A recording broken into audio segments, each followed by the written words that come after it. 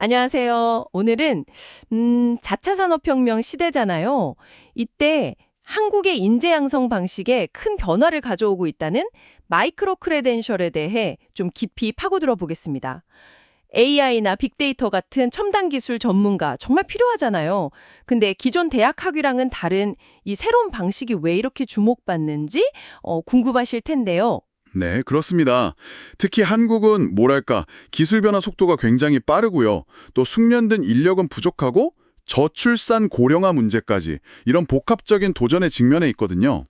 이런 배경 속에서 이제 특정 직무 역량만 딱 골라서 단기간에 집중적으로 키울 수 있는 마이크로 크레덴셜이 중요한 대안으로 떠오르고 있는 거죠. 네, 그래서 오늘 저희는 장혜원 박사님의 연구 논문을 토대로 해서요. 한국 스템 분야 마이크로 크레덴셜의 현주소, 특히 정부 주도 모델하고 산업계 주도 모델, 이 두 가지의 성공 요인이 뭔지, 또 남은 과제는 뭔지 이걸 좀 집중적으로 분석해 볼 겁니다. 혹시 새로운 기술 배우고 싶거나 아니면 경력 전환 고민 중이신 분들, 오늘 얘기가 정말 실질적인 통찰을 드릴 수 있을 거예요. 바로 시작해 보죠. 우선 마이크로 크레덴셜, 이 용어부터 좀 확실히 해야 할 것 같아요. 우리가 아는 대학 학위, 그거랑은 뭐가 다른 건가요? 핵심은 집중이랑 증명이라고 보시면 돼요. 마이크로 크레덴셜은 그러니까 특정 직무에 필요한 역량 있잖아요. 예를 들면 특정 프로그래밍 언어 능력이라든지 데이터 분석 기술 같은 거. 이런 걸 아주 짧은 기간, 보통 몇 주에서 몇 달, 그 정도 안에 집중적으로 배우는 프로그램이에요. 그리고 그 결과를 디지털 형태로 딱 증명해 주는 거죠. 오픈 배지 같은 디지털 인증서가 대표적이고요. 아하, 그러니까 학위처럼 넓은 분야를 다 배우는 게 아니라 당장 회사에서 써먹을 수 있는 특정 스킬을 빨리 배우고 나 이거 할 줄 안다. 이걸 보여주는 증표 같은 거네요. K모크 같은 온라인 플랫폼에서 많이 한다면서요? 그럼 시간이나 장소 제약도 덜 하겠네요. 네, 정확합니다. 특히 오픈 배지 같은 경우는요. 이게 국제 기술 표준을 따르는 경우가 많거든요. 그래서 어떤 기관이 발급했고 어떤 기준으로 평가했고 뭘 배웠는지 이런 정보가 그 배지 안에 다 들어있어요. 덕분에 다른 플랫폼에서도 이 배지가 진짜인지 확인하고 공유하기가 훨씬 편하죠. 더 나아가서는 이제 위변조 막으려고 블록체인 기술 같은 거 도입하려는 움직임도 있고요. 신뢰도를 높이려는 거죠. 근데 왜 유독 한국 정부랑 기업들이 이 마이크로 크레덴셜에 이렇게 뭐랄까 적극적으로 나서는 걸까요? 배경이 좀 궁금한데요. 여러 이유가 좀 복합적으로 작용하는데요. 첫째는 역시 산업계의 수요죠. AI, 빅데이터, 클라우드 이런 신기술 분야는 사람이 너무 부족해요. 막 아우성인데 기존 교육 시스템만으로는 이 속도를 따라잡기가 좀 버거운 거죠. 둘째는 사회구조 변화예요. 생산 가능 인구는 줄어들고 평균 수명은 늘어나잖아요. 그러니까 기존 인력들의 역량을 계속 업데이트하고 이걸 업스킬링이라고 하죠. 그리고 필요하면 새로운 분야로 바꾸고 리스킬링. 이런 평생학습 시스템이 이제는 필수가 된 거예요. 결국 빠르게 변하는 기술 트렌드 따라가려면 필요한 사람을 제때 공급해야 하고 또 개인들도 계속 자기 가치를 높여야 하는 그런 시대적 요구가 딱 맞아 떨어진 거군요. 기존의 4년제 대학 중심 시스템만으로는 이 속도랑 유연성을 감당하기 어렵다 이런 판단이 있었겠네요. 네, 맞습니다. 그래서 정부 차원에서도 평생교육진흥기본계획 이런 걸 통해서 성인 직업 능력 개발이나 평생학습 지원을 국가적인 과제로 삼고 계속 정책을 밀어붙여 왔어요. 이런 정책 지원이 마이크로 크리덴셜 확산에 중요한 밑거름이 됐다고 볼 수 있고요. 그리고 한국의 그 뛰어난 IT 인프라, 인터넷 보급력 높은 거, 이것도 온라인 교육 방식이 빨리 자리 잡는 데 한몫했죠. 기술적인 기반이 된 셈이에요. 자, 그럼 이런 배경 속에서 실제로 한국의 마이크로 크리덴셜은 어떻게 운영되고 있을까요? 정부 주도 모델이랑 산업계 주도 모델, 대표적인 사례 두 가지를 좀 살펴보려고 하는데요. 근데 이 사례들의 성공 요인이나 어려움을 좀 더 깊이 이해하려면 어떤 관점에서 봐야 할까요? 그냥 프로그램 내용만 봐서는 좀 부족할 것 같은데요. 네, 좋은 지적이세요. 연구에서는 이 사례들을 분석할 때 여러 요인을 좀 종합적으로 고려하는 접근법을 썼어요. 단순히 어떤 기술, 테크놀로지를 썼냐 이것뿐만이 아니라요. 프로그램을 운영하는 조직, 오거나이제이션의 역량은 어떤지, 또 정부 정책이나 노동시장 같은 외부 환경, 인바이어먼트는 어떤 영향을 줬는지 이런 걸 다 같이 살펴봅니다. 그리고 여기에 더해서 이 마이크로 크리덴셜이라는 제도가 사회적으로 얼마나 인정받고 자리 잡고 있는지 이걸 제도 인스티튜셔널 관점이라고 하고요. 또 이 자격증이 학습자의 실제 능력을 고용주한테 얼마나 효과적으로 보여주는 신호, 시그널링 역할을 하는지 여기까지 종합적으로 평가하는 거죠. 이 모든 요소가 잘 맞물려 돌아가야 프로그램이 성공할 수 있다고 보는 겁니다. 오, 흥미로운 관점이네요. 기술, 조직, 환경, 제도, 신호, 이 5가지를 딱 염두에 두고 사례를 들여다보면 훨씬 입체적으로 이해가 되겠어요. 그럼 먼저 정부 주도 모델의 대표주자, 매치업 프로그램부터 한번 볼까요? 이게 2018년에 교육부 주도로 시작됐죠? 네, 맞아요. 매치업은 AI, 빅데이터, 스마트 팩토리, 미래차, 드론 같은 첨단 산업 분야의 직무 역량을 키우는 단기 집중 과정이에요.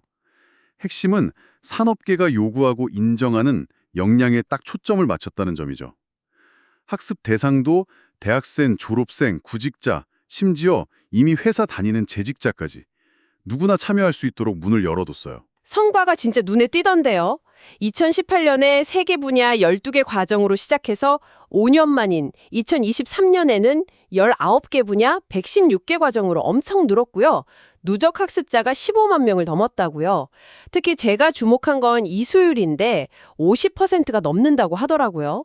보통 이런 온라인 공개 강좌 무크들은 이수율이 되게 낮잖아요. 10%도 안 되는 경우도 많은데 이건 정말 대단한 성과 같아요. 현대차나 두산 같은 대기업이랑 여러 대학들도 참여하고 있고요.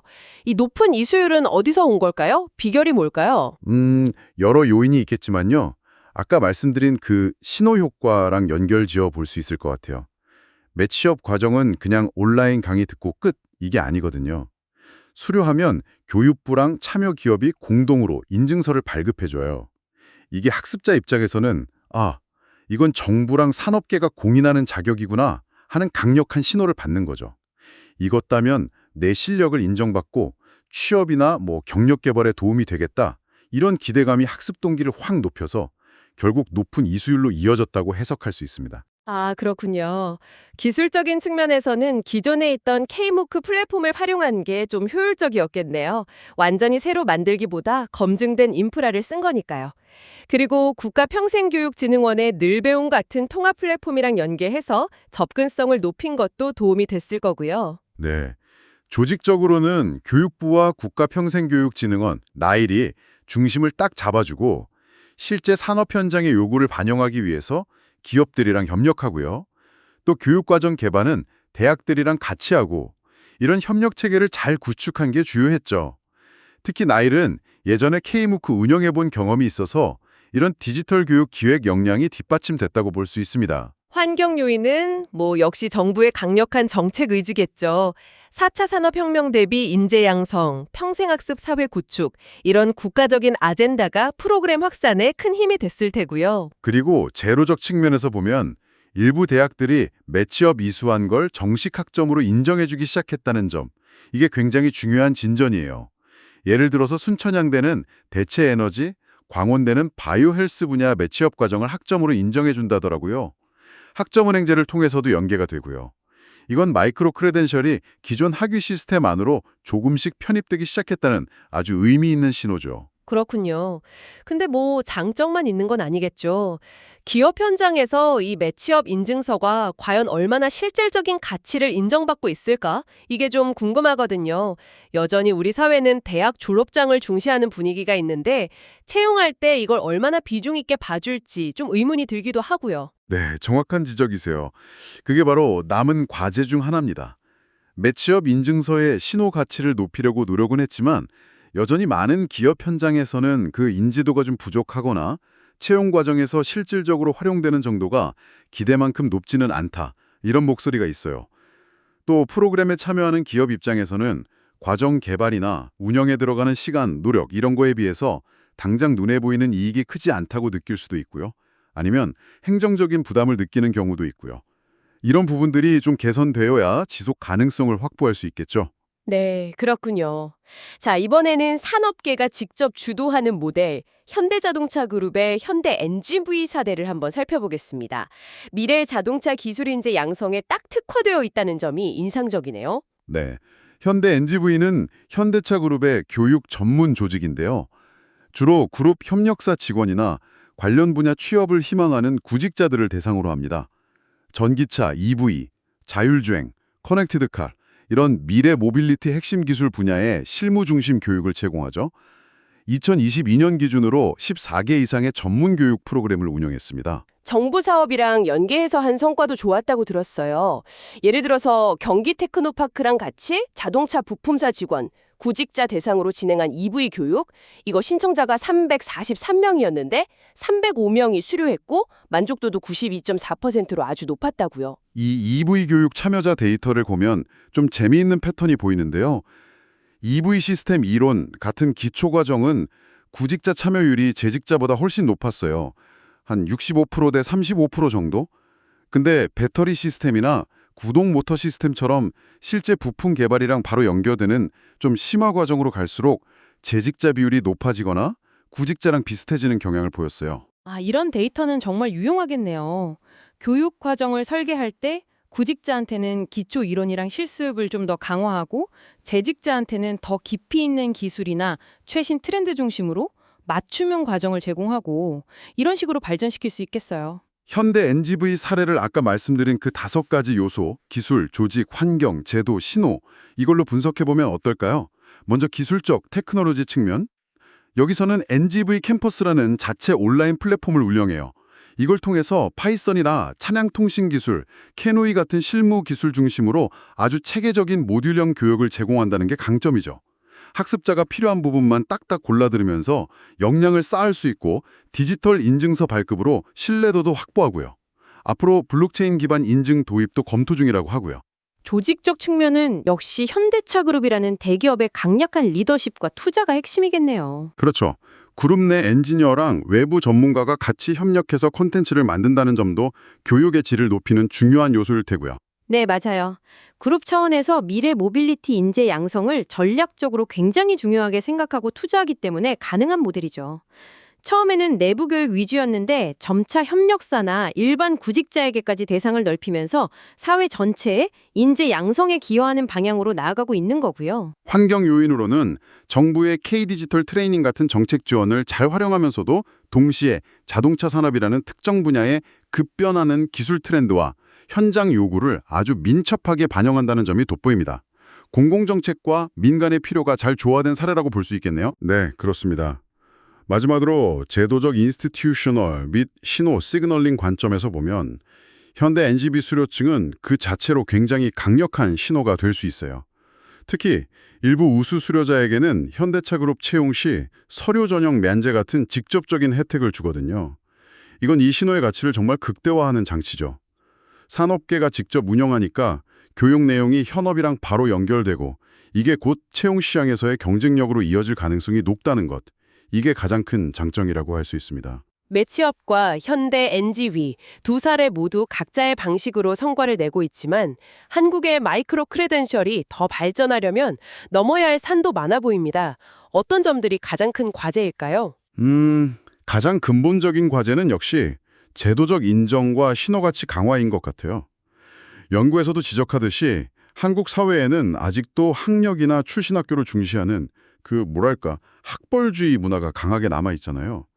이런 상황에서 단기 과정인 마이크로 크레덴셜이 기존 학위만큼 혹은 그 이상으로 신뢰받는 자격증으로 인정받으려면 더 많은 노력과 시간이 필요할 겁니다.